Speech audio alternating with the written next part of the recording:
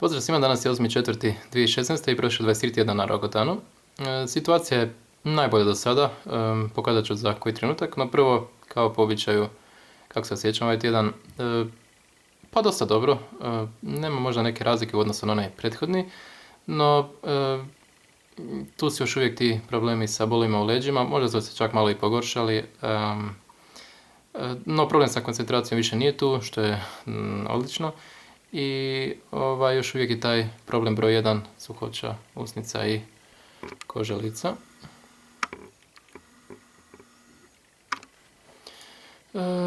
A na psihičkom planu je sve super, to je najvažnije. Možemo sad zoomirati i lice. Evo, lijeva strana,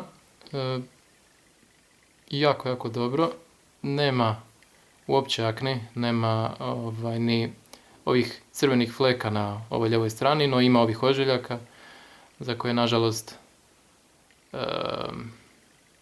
ne mogu puno učiniti. Desna strana ima tih flekica, ovih crvenih, ali nema ožiljaka, tako da, ajde, bar nešto. Čelo je ok, kao po običaju, i nos i brada su standardno. Ajmo zoomira do kraja. Pa ništa, nastavljamo dalje sa tih 40 mg, a vas pozdravljam do idućeg tjedna kad će biti točno 6 mjeseci na Rakutanu. Pozdrav!